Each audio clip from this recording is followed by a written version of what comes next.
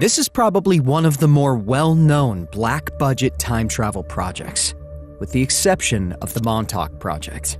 Many whistleblowers have said that the program was not actually shut down, but just classified into deep black. The level of secrecy and secret facilities and the capabilities of our nationally kept secrets would shatter most people's imagination of what is possible.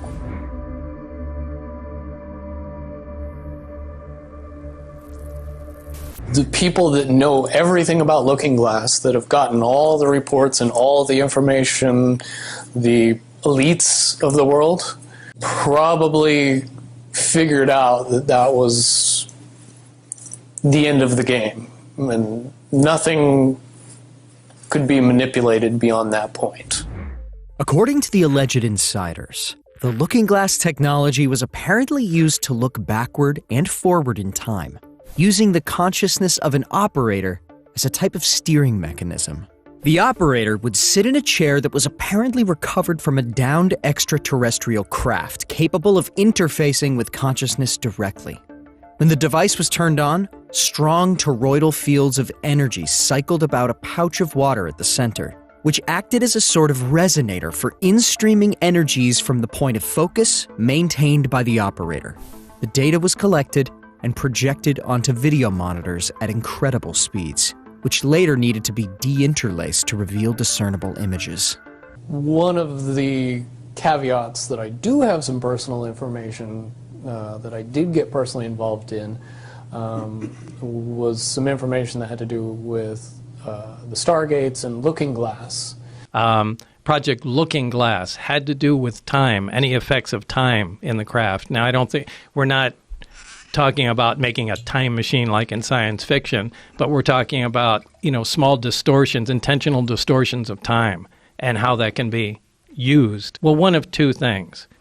Either there's a gravitational envelope in there which negates any inertia effects, or you are seeing through a gravity distortion field. So, just like you're looking at a hot highway and you see, like an water. Optical distortion going through there. Well, the same thing happens in gravity, and the craft may not actually be moving like that. It may just look like it because you can only see it through the field. So it may be making much more gentle moves. I'm not saying that's it, but it has to be one of the two. It's like the Wicked Witch, looking into the, magic mirror and always getting the same answer. Well, if you were always getting the exact opposite of the answer that you wanted, you'd stop talking to the mirror. And that's essentially what happened with Looking Glass, is not only did they not want people to use it anymore because they knew it was just going to burp out the same thing, but at the same time, they didn't want anybody else to know what it was saying, I'm sure. Because that they would lose control. Because that information was of a monumental concern when I was in the military about how to prevent this inevitability. Now, at first I thought it was end of the world. Now I see end of the world as end of their world. This is suggestive of a time-space mechanic in the universe, wherein the human mind is able to navigate through time itself. The work of Dewey B. Larson and his reciprocal systems theory provides the basis for this interpretation. Briefly, as described by Larson, the universe is broken up into two physical regions, as defined by motion. Below the speed of light, motion operates in 3 dimensions of space and 1 dimension of time. Above the speed of light, motion operates in 1 dimension of space and 3 dimensions of time. As bizarre as that sounds, the mind is uniquely equipped to navigate in time, which is able to access memories of the past, gain awareness of events in the present, conceive of future possibilities, and even imagine alternative events that did not actually happen. In other words, the human mind can select the point of focus, just like in remote viewing, and receive the information from the store of memories made during the experience. Do you know the difference between Looking Glass and the yellow cube? Yes. Okay. Are you aware of what happened to the yellow cube and how it was used and so on? Are you... I believe that the yellow cube still exists.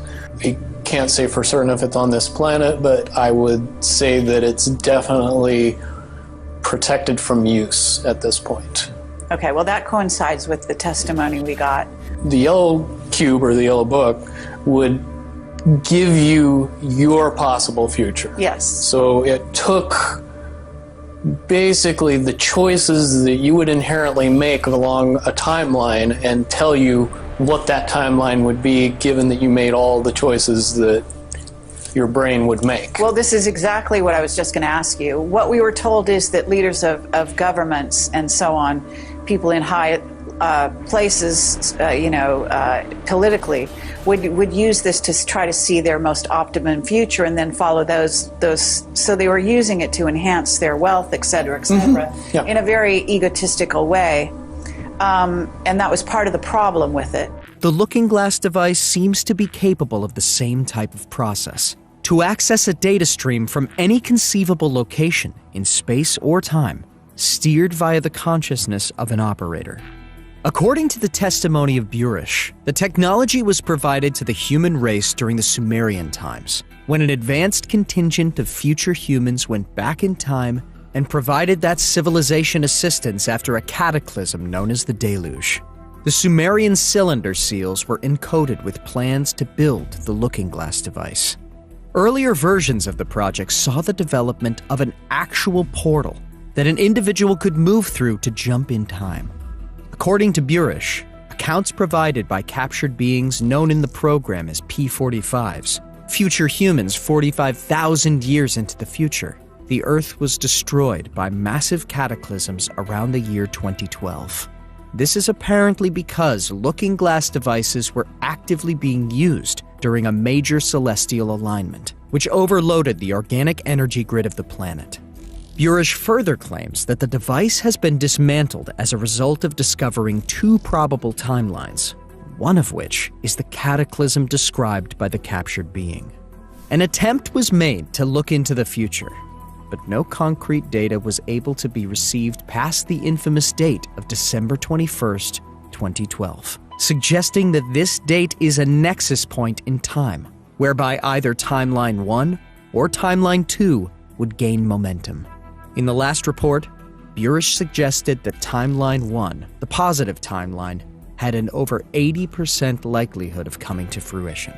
Given that we are nearly a decade beyond the 2012 date, and no major cataclysms have occurred, we are most likely well entrenched within the positive timeline. This is undoubtedly one of the more intriguing topics in Awakening Times, which seems to be well hidden in popular works of fiction. Corey Goode, a secret space program insider, claims to have reviewed documentation relating to this project. It would be very hard to accept that all of this information that is currently held secret and classified is actually real.